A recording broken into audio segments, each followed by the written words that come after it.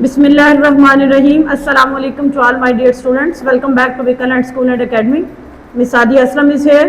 क्योंकि हम previous topic हमारा चल रहा था गैस लॉज के बारे में, जिसमें हमने 3 किस्म के लॉज को डिस्कस करना है जो कि आपकी बुक के अंदर मेंशन है। सबसे पहले Boyle's law, Charles law, Avogadro's law. Boyle's law और चार्ल्स लॉ को हम अपने प्रीवियस टॉपिक में एक्सप्लेन कर चुके हैं। आई होप सो कि आपने वो वीडियो देखी होगी और आपको समझ भी उसकी आई होगी। तो चलिए देखते हैं। आज थर्ड लॉ है हमारे पास एवोगैड्रोस लॉ। एवोगैड्रो साइंटिस्ट का नेम है और एवोगैड्रोस ने अपने लॉ में क्या एक्सप्लेन किया देखते हैं जी। कहते हैं जी, इसकी सबसे पहले हम डेफिनेशन को देखते हैं। कहता है equal volume of all gases. फर्ज करें कि आपके पास 2 सिलेंडर हैं, 2-3 सिलेंडर हैं। एक सिलेंडर के अंदर आपने सपोज करें कि ये सिलेंडर है आपके पास, एक आपके पास ये सिलेंडर है, एक आपके पास ये सिलेंडर है, ठीक है।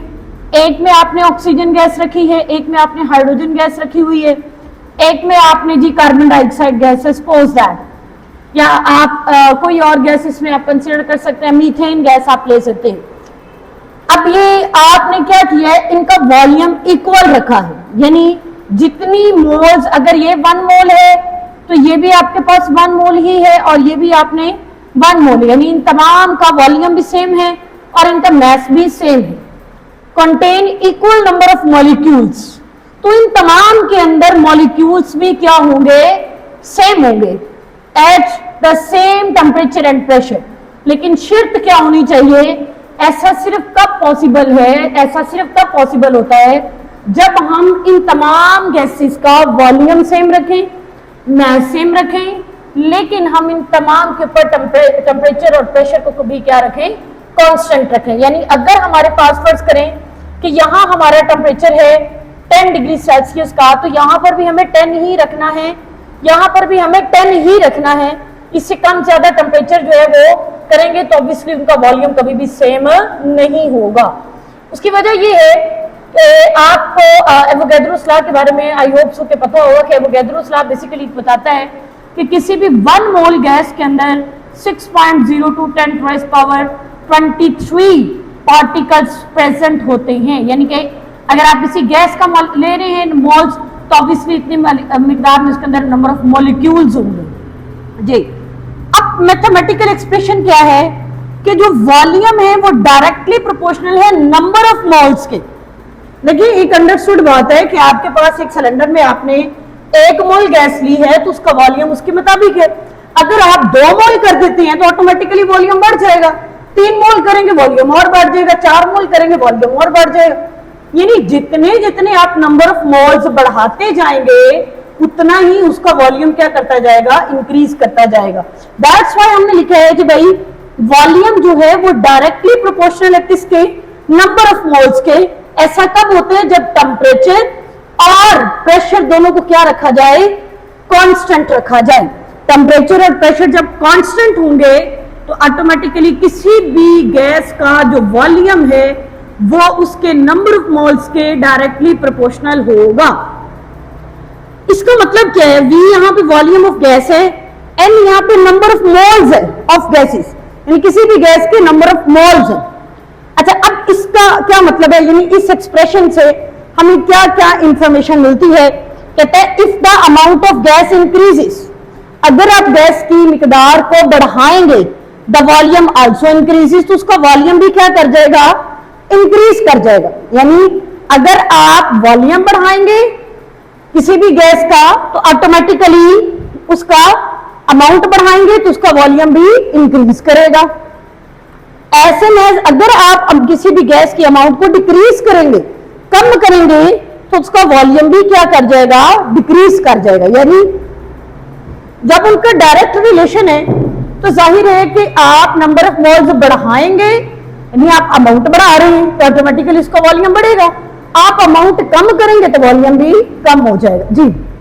अगला है temperature and pressure remain constant. ये बात हम ऑलरेडी डिस्कस कर चुके हैं। कैसे सिर्फ कब पॉसिबल है, जब टेम्परेचर और प्रेशर कांस्टेंट रखेगा। जैसे ये थे तो 1 एटमॉस्फेरिक ही यहां होना चाहिए, 1 एटमॉस्फेरिक ही यहां होना चाहिए, 1 एटमॉस्फेरिक ही यहां होना चाहिए।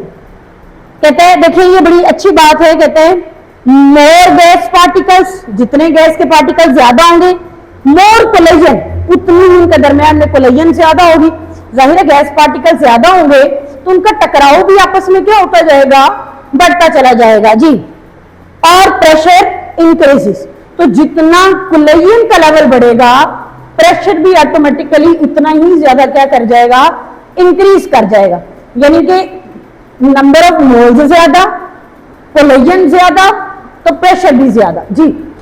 टू कीप प्रेशर कांस्टेंट, और अगर हम प्रेशर कांस्टेंट रखें, the gas needs more space, pressure constant रखने से गैस के मॉलिक्यूल्स को मजीद और ज्यादा जगह मिल जाएगी, स्पेस मिल जाएगी।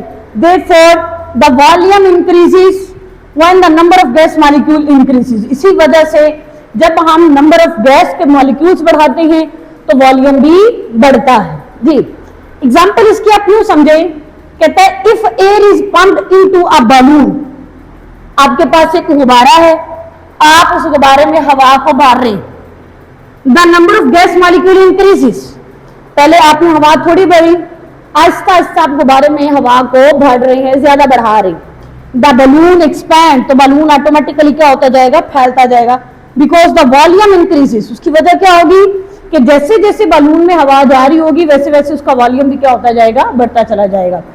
तो बेटे ये एवोगैड्रोस लॉ था, यानी बॉयल्स लॉ की अगर हम बात करें तो वॉल्यूम इनवर्सली प्रोपोर्शनल होता है प्रेशर की, लेकिन उसमें हम टेम्परेचर और नंबर ऑफ मोल्स को कांस्टेंट रखते हैं। चार्ल्स लॉ में वॉल्यूम डायरेक्टली प्रोपोर्शनल होता है टेम्परेचर के, और उसमें हम प्रेशर और नंबर ऑफ मोल्स को कांस्टेंट रखते हैं। लेकिन एवोगैड्रोस लॉ में वॉल्यूम डायरेक्टली प्रोपोर्शनल होता है नंबर ऑफ मोल्स के, इसमें हम टेम्परेचर और प्रेशर दोनों को हम कांस्टेंट रखते हैं।